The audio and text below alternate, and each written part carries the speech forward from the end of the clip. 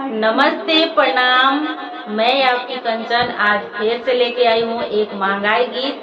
तो दोस्तों, मैं पिछले गीत में गाई थी कि पति अपने पत्नी को समझा रहे कि महंगाई में कैसे खर्चा करना है, और ये पार्ट 2 है। तो पार्ट 2 में पत्नी पति को समझा रही है कि कैसे खर्चा करना है। तो चलिए दोस्तों, हम सुना देते हैं, तो आप लोग सुनिएगा। घटल बा कमाई बढ़ल, घटल बा कमाई बढ़ल, जाता महंगाई हो कि थोड़े थोड़े खर्च कर। बबुआ के पापा हो कि थोड़े थोड़े खर्च कर। बबुआ के पापा हो कि थोड़े थोड़े खर्च कर। घटल बा कमाई बढ़ल, घटल बा कमाई बढ़ल, जाता महंगाई हो कि थोड़े थोड़े खर्च कर।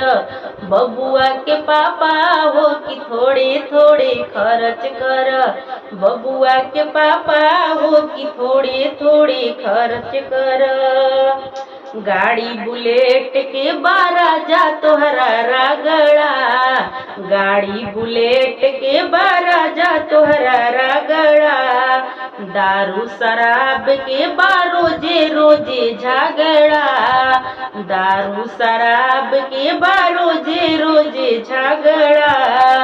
काठा कुठी लगता की, काठा कुठी लगता की, जाई सब बेचाई हो कि थोड़े थोड़े खर्च कर।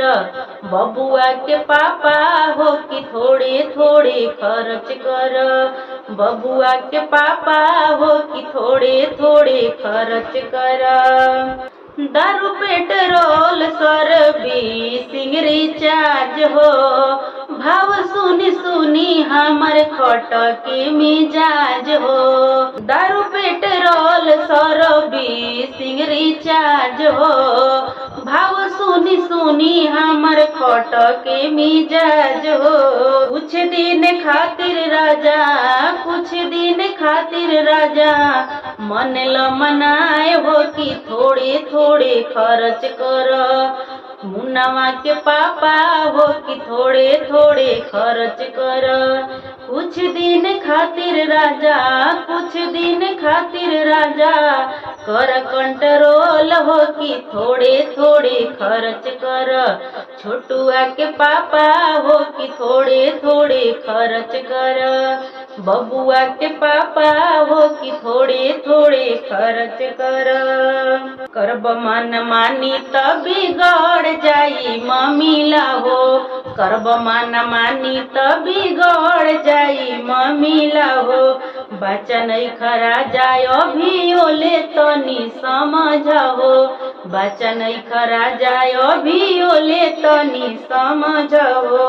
अहे तोहर बाबू चाहे, अहे तोहर बाबू चाहे, मुखिया सरपंच हो कि थोड़े थोड़े खर्च कर। बबुआ के पापा हो कि थोड़े थोड़े खर्च कर। अहे तोहरो बाबू चाहे, अहे तोहरो बाबू चाहे, मुखिया सरपंच हो कि थोड़े थोड़े खर्च कर। बबुआ के पापा हो कि थोड़े थोड़े खर्च कर।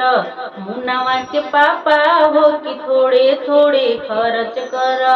छोटुआ के पापा हो कि थोड़े थोड़े। घटल बा कमाई बढ़ल, घटल बा कमाई बढ़ल, जाता महंगाई हो कि थोड़े थोड़े खर्च कर।